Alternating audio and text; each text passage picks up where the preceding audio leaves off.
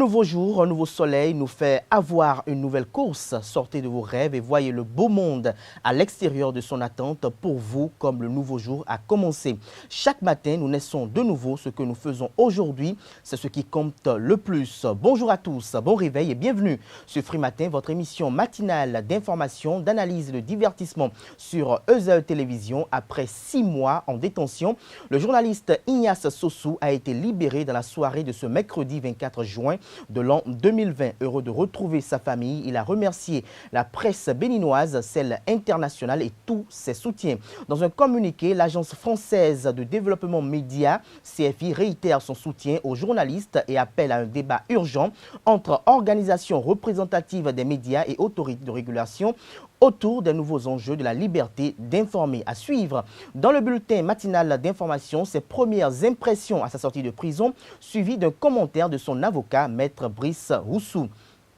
Dans le même bulletin matinal d'information, à suivre le compte rendu de la séance de travail qu'il y a eu entre le maire de la ville de Cotonou, Luc Setondia-Tropo, et le ministre du cadre de vie et du développement durable, José Didier Tonato. À suivre également dans cette matinale les grandes décisions issues du Conseil des ministres de cette semaine tenu hier sous la présidence effective du président Patrice Talon, chef de l'État et chef du gouvernement. Mais avant tout ceci, chers amis internautes, à suivre la présentation de quelques-unes de journaux parus ce jour au Bénin. En lieu et place du débat avec Carles Kitomé, nous essayerons de commenter la décision du gouvernement d'hier en Conseil des ministres, celle relative à la suspension de la cession du patrimoine foncier dans les communes. Dans la rubrique Trucs Astuces, Nansirine Fatoumbi nous dévoilera l'astuce pour éliminer les douleurs au genou et au niveau des autres articulations du corps. Le prénom du jour est Prosper Kevenouati, nous en dira davantage en fin d'émission. Voilà pour le sommaire du jour, chers amis internautes. On se retrouve dans un court instant pour la présentation de quelques-unes de journaux parus ce jour au Bénin. Alerte coronavirus. Attention, attention, le coronavirus se transmet très facilement et fait des ravages. Pour l'éviter, le port du masque de protection est obligatoire en tout lieu. Dans l'administration publique ou privée, dans les réunions, les rencontres, dans les marchés, les magasins, les boutiques et lors des déplacements, le port du masque est obligatoire. Même dans les lieux privés, dès lors que l'on n'est pas seul, le masque doit être le fidèle compagnon. Mais attention, le port de masque de protection ne dispense nullement d'appliquer les autres mesures de prévention, notamment le lavage des mains à l'eau et au savon et l'observance de la distance de sécurité sanitaire d'au moins 1 mètre entre personnes. Enfin, s'abstenir de porter des gants en vue du lavage régulier des mains à l'eau et au savon ou de l'application de gel hydroalcoolique. Pour tout savoir sur l'épidémie du coronavirus au Bénin, rendez-vous sur le site web www.gouv.bj/coronavirus. Ceci est un message du gouvernement de la République du Bénin.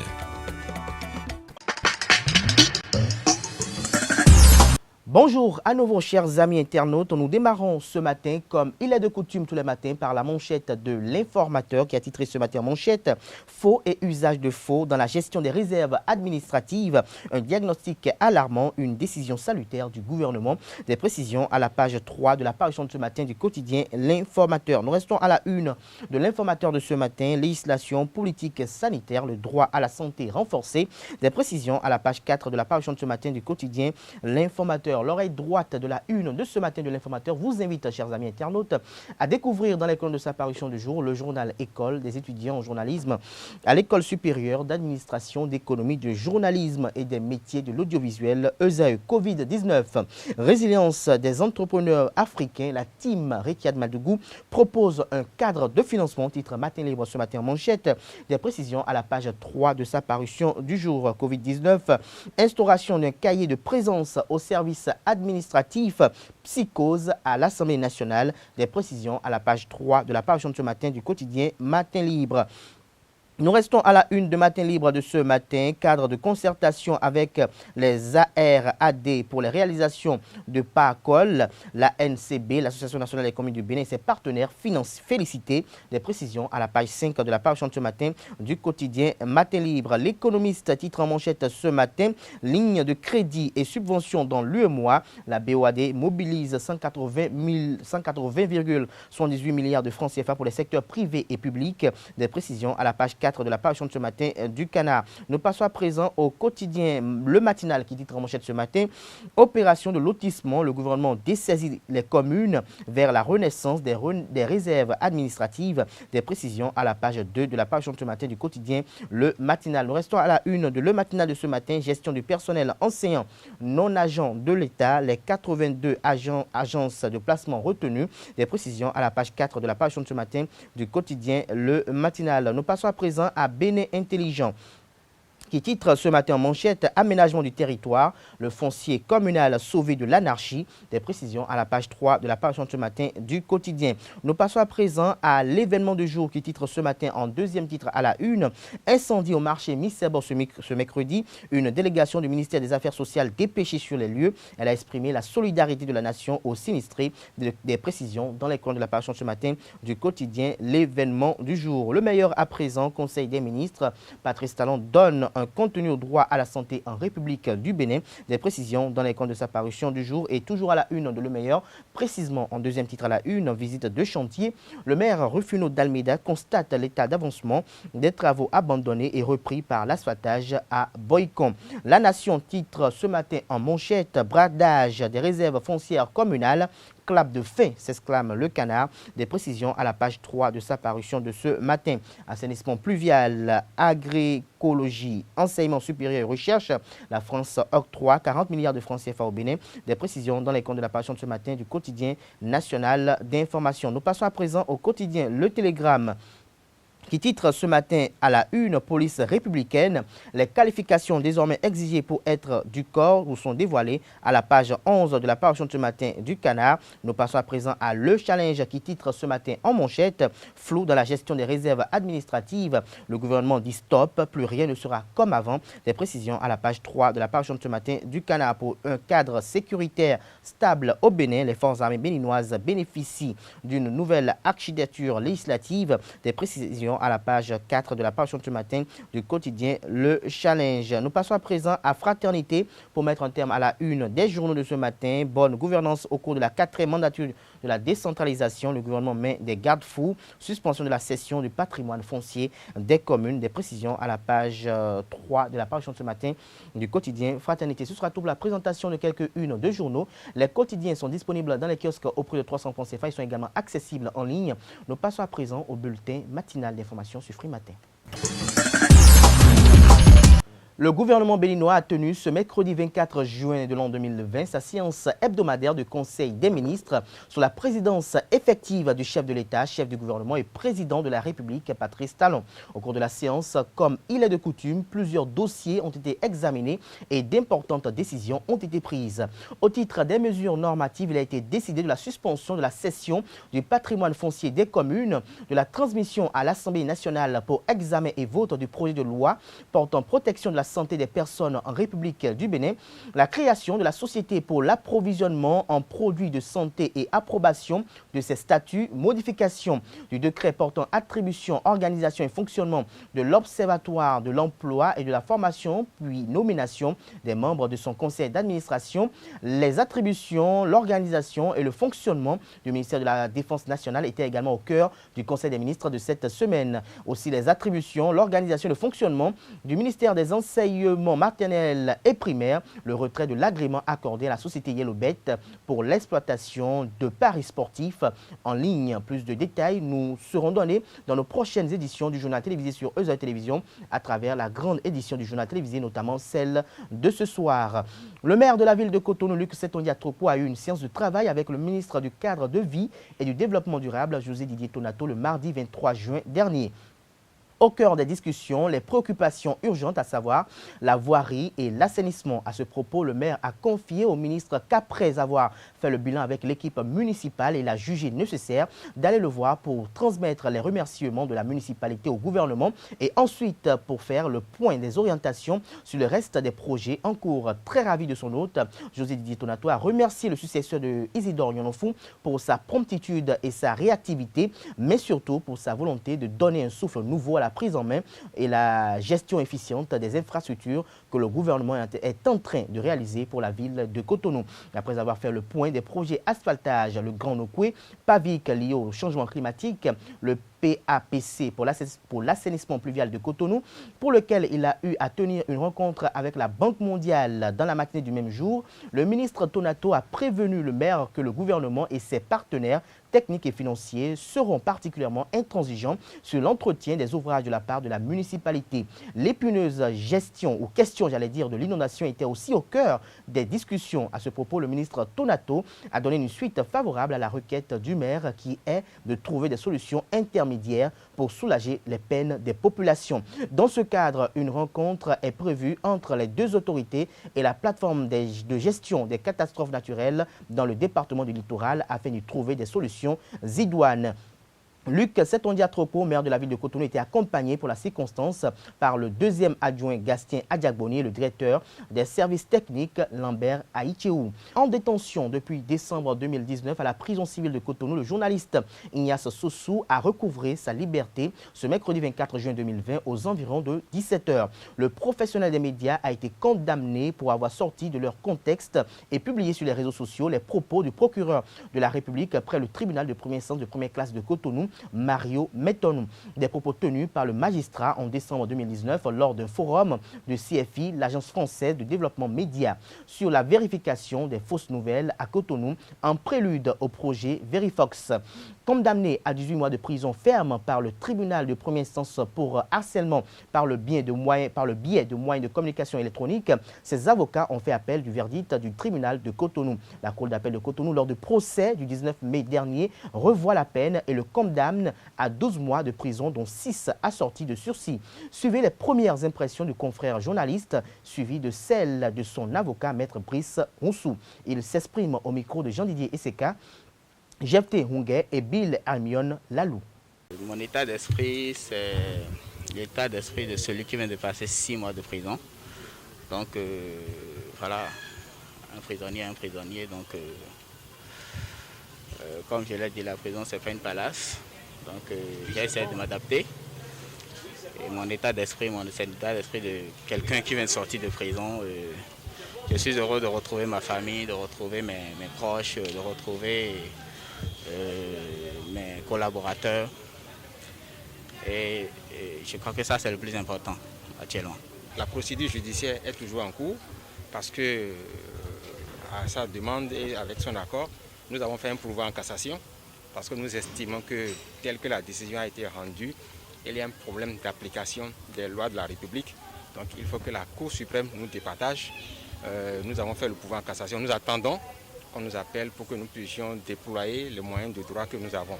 Mais pour l'instant, nous avons une minime satisfaction qui est qu'au lieu de 18 mois, il vient de faire 6 mois de prison, il est sorti. Le plus important était qu'il sorte d'abord, qu'il recouvre sa liberté, parce que nous l'avons dit à l'audience. Les lois de la République du Bénin, c'est que le journaliste ne doit jamais se retrouver en prison pour ses écrits, pour son travail professionnel. Et donc le plus important du combat, c'était qu'il sorte d'abord. Mais le combat n'est pas fini, nous allons le continuer pour que la juridiction suprême nous situe par rapport à la compréhension qu'il faut avoir des lois de la République, à savoir la loi portant code de la presse et la loi portant code du numérique. Parce que c'est à ce niveau que se situe le problème de Ignace Sossou, le problème de l'application de la loi qu'on a voulu faire à sa personne. Il faut qu'on règle ce problème-là pour que cela n'arrive pas à d'autres journalistes au Bénin. Lui a peut-être servi de cobaye. Il faut que cette question soit réglée une fois pour de bon au Bénin. Notons que sa condamnation avait suscité une grande indignation au sein des organisations de défense des droits de l'homme, tant au Bénin qu'au niveau international. L'organisation syndicale des médias au Bénin, l'Union des professionnels des médias du Bénin UPMB et l'Association des blogueurs du Bénin ABB, Reporters sans frontières RSF et Amnesty International n'ont cessé d'appeler à sa libération. Dans un tout autre registre, grand incendie ce mercredi 24 juin 2020 au marché de Missebo aux environs de 7 h. Une bonne partie des hangars et boutiques avec des marchandises ont été consumées par les flammes. Les causes de cet incendie ne sont pas encore connues. Selon certains usagers des lieux, la partie du marché consumée par les flammes est majoritairement habitée par des toxicomanes. Ces derniers pourraient être la cause de l'incendie. Les flammes ont été maîtrisées grâce aux sapeurs-pompiers. Je vous invite à suivre victimes et témoins de cet incendie au micro de nos reporters. Je réside à Missabo ici. Les immeubles que vous voyez, les maisons que vous voyez, c'est nos maisons qui sont brûlées. Nous habitons ici il y a plus de 30 ans. Ce matin déjà à 7 h par là où je me lavais, j'étais sous la douche. C'est comme ça j'ai vu ma mémé crier. Ah, grand-papa, faut sortir, il y a du feu, il y a du feu. Donc j'étais un peu troublé, donc je lui demandais, mais comme c'était la Vierge, je l'ai d'abord esquivé, je l'ai d'abord aidé à ce qu'elle descende, quoi, sans savoir où était le feu premièrement. Donc à ma grande surprise, c'est tous derrière vous, ici on fait la cuisine. Donc on a regardé, j'ai regardé juste à l'intérieur du marché, donc j'ai vu qu'il y avait du feu effectivement là-bas. J'ignorais comment le feu avait commencé à prendre. Mais voir l'intensité du feu, je savais déjà que ça allait nous toucher. Donc c'est comme ça, j'ai couru, j'étais seul. Presque tous mes grands frères, mes parents, tout le monde était déjà sorti. Parce que c'était à 7 h 20, 7 h 15 par là. Donc les résidents, les riverains, ceux qui étaient déjà dans le marché, presque ils n'étaient même pas arrivés. À peine 2 ou 3 personnes qui essayaient d'éteindre le feu. Donc vous voyez l'intensité du feu. 3 personnes ne pouvaient pas éteindre. Donc ça nous a étouffés. Et voilà tous les dégâts. J'étais pratiquement seul. Avant que les premiers sapeurs-pompiers ne viennent, vraiment le dégât était déjà à ce niveau. Le second a mis du temps vraiment à venir, donc on ne pouvait plus rien sauver.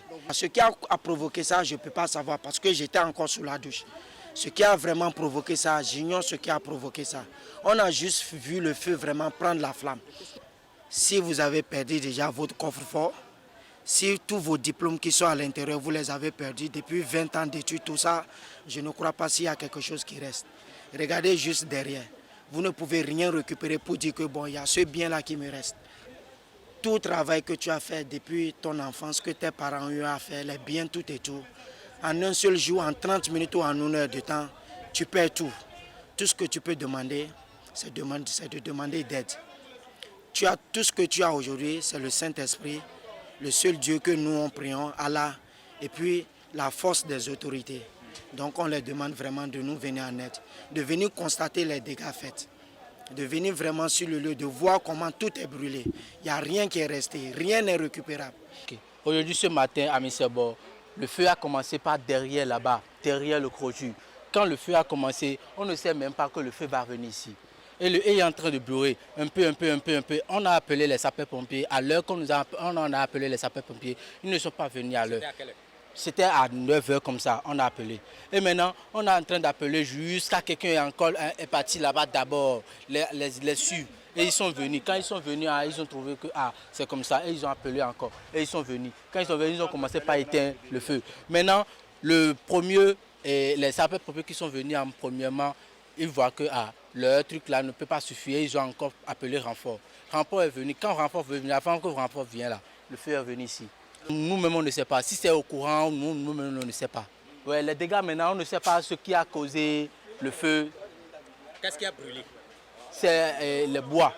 Après les bois, les marchandises qui sont dans leur boutique. Les habits, les pantalons, habits, chapeaux, tout. Là, ça a commencé maison derrière et pour passer ici.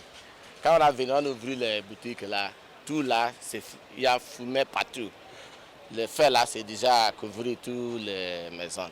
Et encore, ils sont arrivés avec l'eau, ils ont commencé. Vous avez perdu quoi? Ici là, j'ai jusqu'à 600 balles dans les magasins là. Et tout est brûlé? On va trouver qu'il y a moins un peu, mais c'est gâté beaucoup, quoi. Il y a ce que l'eau, on prend pour arrêter les feux là, ils sont déjà gâtés les balles. Tout c'est ça, balles de friperie là, si l'eau touche là, c'est déjà gâté. C'est votre magasin? Oui, c'est mon magasin. Le premier là, c'est mon magasin. Si tu veux, il faut l'entrer pour voir l'intérieur là. La loi portant statut des personnels des forces armées béninoises a été adoptée mardi dernier au Parlement. Au nombre des réformes insérées dans la loi, il y a la création de la garde nationale et de nouveaux grades au sein des forces armées béninoises. Ainsi, les FAB sont désormais composés de l'armée de terre, l'armée de l'air, la marine nationale et le tout nouveau, la garde nationale, ce qui fait à l'armée béninoise un total de 4 corps. En dehors de la création de la garde nationale, à la nouvelle loi fait aussi état de la création de nouveaux grades toujours au sein de l'armée. Dans le rang des officiers, colonel-major et capitaine-major sont les nouveaux grades, alors que chez les sous-officiers, le sergent-major est créé avant de tomber dans la catégorie des hommes de rang, où il y a aussi la création de caporal-major. Soulignons que l'état-major général des forces armées béninoises reste toujours l'instance suprême de la corporation, avec à sa tête un chef d'état-major général. Le président de la République aussi reste le chef suprême des forces armées béninoises. À peine commencée, la saison pluvieuse crée des dommages sur la santé des autos et des motos. Quelques électriciens et mécaniciens auto et moto nous en donnent quelques astuces pour prévenir de certains maux. On suit ce reportage signé Bailat Koukoui et Jefté Hungé. La saison pluvieuse a fait son apparition depuis peu, mais elle crée déjà des désagréments. L'eau pluviale stagne sur les voies publiques et engendre des dégâts sur les motocyclettes et les automobiles. Les dommages que le passage dans l'eau crée dans ces temps-ci, il y a les dents-chaînes qui se gâtent vite, les patins freins, les roulements, et puis il y a aussi les rouilles. Moto bon siméon, nous qui nous blé le moto, roulement maillot, retour pivot, synabloc.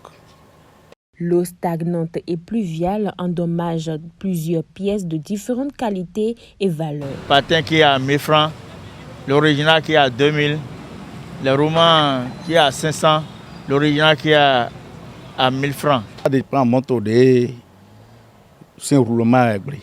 Et tout est dans le védion et doit arriver bien mais il y a bien voiture américaine là mais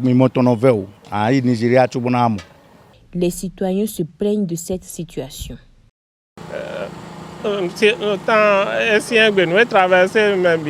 Vraiment. Même vitamine, parce que à Zodéa,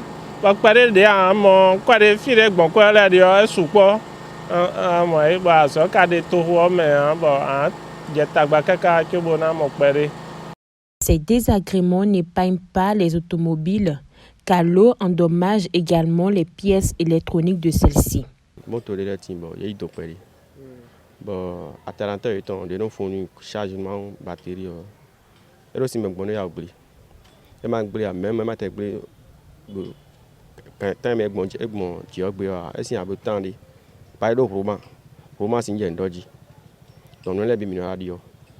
il est donc demandé à tous de prendre des précautions afin de s'éviter des dépenses supplémentaires. Ce sera tout pour la présentation de ce bulletin matinal d'information. Merci de l'avoir suivi. La grande édition du journal télévisé sur EZA Télévision est prévue pour 19h. Ce sera une présentation de Carles Kitome que j'installe de l'instant à l'autre pour le commentaire sur l'actualité.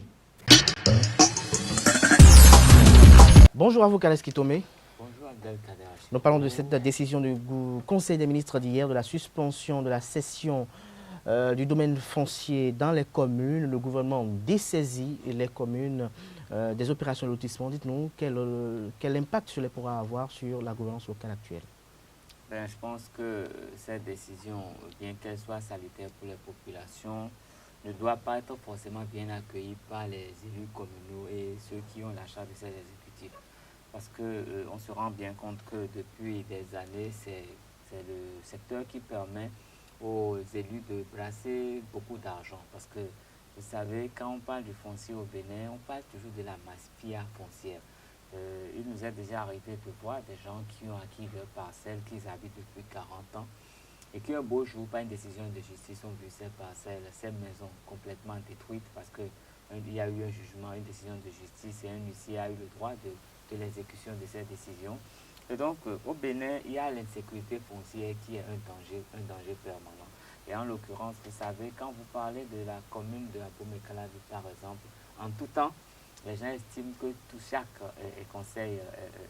exécutif du conseil communal qui s'installe met en place sa mafia foncière, dessaisit les gens, prend les réserves administratives et beaucoup de choses qui créent des problèmes et qui après entravent l'urbanisation.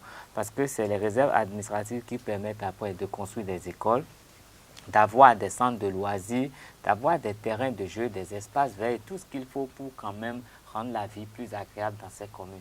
Et chaque conseil communal, pour se faire un peu d'argent, quand les gens s'installent, ils font une partie de ce domaine et ça leur permet de se remplir les poches. Et c'est un problème, un véritable problème qui divise les élus, qui divise les populations, qui crée quand même pas mal de désagréments. Maintenant, aujourd'hui, tout ça, c'est fini aujourd'hui avec ça. Ce n'est pas une baguette magique. Est-ce qu'on peut se dire qu'on est beaucoup plus en sécurité aujourd'hui? Ce n'est pas une baguette magique parce que vous savez, les tests sont faits, les lois sont faites, mais c'est les hommes qui les mettent en application et tout dépendra de la façon dont les hommes vont l'appliquer. Je crois que l'Agence nationale du domaine et du foncier existe au Bénin depuis, en tout cas avant 2016. Je crois déjà en 2014-2015, cette agence était parfaitement fonctionnelle au Bénin. Et depuis que cette agence a vu le jour, il est question désormais que quand vous allez acquérir une parcelle, les démarches administratives doivent se faire au niveau de l'Agence nationale du domaine et du foncier, ce qui a fait que même les conventions de vente ont changé de forme. Les dossiers, les papiers, ça a fourni pour faire la convention de vente ont changé. Mais vous savez ce qui se fait au niveau des mairies? Les maires ont quand même un autre circuit et les gens vous font les conventions de vente antidatées, c'est-à-dire que vous avez acquis votre parcelle en 2017, mais on va vous faire une convention de vente qui stipule que vous avez acheté l'appareil en 2013. En tout cas, avant l'installation de l'Agence nationale du domaine du foncier, ce qui vous permet de rester dans l'ancien régime et de faire vos papiers conformément à cela. Et après, quand on va pour avoir le titre foncier, ça pose forcément des problèmes. Mais c'est un parallèle, c'est une voie parallèle et on vous propose, dès que vous venez acheter, est-ce que vous voulez l'ancienne convention ou la nouvelle? Donc la mafia existe et je pense qu'en dessaisissant les communes, j'espère qu'il y aura une structure vraiment appropriée. La renaissance des réserves administratives beaucoup plus maintenant. Je pense que si nous voulons être sérieux dans ce pays, on doit encore arracher des parcelles à ceux qui ont acheté eux-mêmes les réserves administratives. Parce que il faut un audit quand même. La plupart d'entre eux sont conscients qu'ils ne devaient pas occuper ces emplacements et ils ont profité de leurs relations pour acheter ces parcelles parce que c'est bien situé. Si on peut les dessaisir, ceux qui leur ont vendu et eux-mêmes, ils pourront s'entendre là où ils ont fait leur magouille pour se régler les comptes et les populations vont quand même rentrer un peu dans leurs droits. Ce n'est que justice. Nous sommes ici à Guadeloupe-Médé et je crois que dans nos encablures ici, le problème est là. Le problème est là, il y a une maison qu'on devait détruire depuis que moi j'étais au collège. À chaque gouvernement, on décide de détruire cette maison. On n'a jamais détruit la maison, mais la maison grandit en hauteur. Grandit en hauteur avec les accointances incestueuses, avec les politiques. Merci à vous, Kales Ketomé, pour ces édifications. Chers amis internautes, cette émission tend progressivement vers sa fin. J'installe à présent Nassirine Fatoumi pour la rubrique Trucs et Astuces et Kevin Ouatin pour la rubrique Prénom du jour. Amis des AITV, bonjour et bienvenue sur Trucs et Astuces de ce jeudi 25 juin 2020. Aujourd'hui, nous vous proposerons une astuce qui vous aidera à éliminer les douleurs aux genoux et articulations naturellement. Il n'y a rien de pire que les douleurs articulaires. Quand vous êtes assis, vous avez mal. Quand vous êtes debout ou lorsque vous marchez, cela fait mal et ça grince. Nos articulations sont essentielles pour nous mouvoir. Cependant, quand elles sont douloureuses, tout devient un calvaire. Ces trous articulaires peuvent être le résultat d'un abus physique, d'une entorse ou bien tout simplement de l'âge. Quelle que soit la cause, vous avez besoin d'un soulagement ou peut-être vous souhaiteriez explorer des alternatives naturelles pour gérer les douleurs articulaires. Quelle que soit la cause de votre douleur, il est important de reposer cette zone. Évitez d'utiliser l'articulation douloureuse pendant un moment et élevez cette zone le plus haut possible. Cela prévient que le fluide s'accumule et aggrave le gonflement. Pour faire simple, appliquez une compresse froide plusieurs fois par jour. En outre, un bandage de compression vous aidera à prévenir la réapparition du gonflement. Néanmoins, il ne faut pas que celui-ci soit trop ou suffisamment serré. Vous devez sentir un peu de compression dans la zone concernée, mais cela ne doit pas couper votre circulation sanguine. Pour finir, amis internautes, vous pouvez aussi utiliser du gingembre frais ou en poudre dans vos repas pour faire passer la douleur. Il peut être une bouée pour type de douleur et soulage également la nausée. Ce sera tout, amis internautes, pour l'astuce de ce jour. À demain pour d'autres astuces. Amis internautes, bonjour et bienvenue dans votre rubrique Prénom du jour. Aujourd'hui, nous irons à la découverte du prénom Prosper. Du latin prosperus, qui veut dire florissant, Prosper est un très grand communicant. Un brin manipulateur, il sait flatter et amener les gens là où il souhaite. Il n'aime pas se trouver dans des endroits sales ou désordonnés, mais en revanche, il déteste faire son propre ménage. Capricieux, il n'est pas toujours très stable émotionnellement, puisqu'il peut lui arriver de pleurer le matin et de rire le soir. Mais ce manque de constance ne se retrouve pas dans son travail. Côté cœur, Prosper est un très grand séducteur. Il attire naturellement les femmes et sans se donner de mal. Apparemment, il n'est pas comme moi. L'amour constitue son équilibre et il peut tomber amoureux 20 fois par jour. Son signe astrologique, Scorpion, sa couleur préférée, le rouge, et son chiffre porte-bonheur, le 8. Et ce sera tout sur le prénom de ce jour. Merci de nous avoir suivis et portez-vous bien. Alerte coronavirus. Attention, attention, le coronavirus se transmet très facilement et fait des ravages. Pour l'éviter, le port du masque de protection est obligatoire en tout lieu. Dans l'administration publique ou privée, dans les réunions, les rencontres, dans les marchés, les magasins, les boutiques et lors des déplacements, le port du masque est obligatoire. Même dans les lieux privés, dès lors que l'on n'est pas seul, le masque doit être le fidèle compagnon. Mais attention, le port de masque de protection ne dispense nullement d'appliquer les autres mesures de prévention, notamment le lavage des mains à l'eau et au savon et l'observance de la distance de sécurité sanitaire d'au moins 1 mètre entre personnes. Enfin, s'abstenir de porter des gants en vue du lavage régulier des mains à l'eau et au savon ou de l'application de gel hydroalcoolique. Pour tout savoir sur l'épidémie du coronavirus au Bénin, rendez-vous sur le site web www.gouv.bj/coronavirus. Ceci est un message du gouvernement de la République du Bénin. Ce sera tout pour Free Matin ce matin. Merci pour l'attention, chers amis internautes. On se retrouve demain, vendredi, avec le même plaisir pour le dernier numéro de la semaine. Portez-vous bien et excellente journée en compagnie de programme sur les www.ezatv.bj.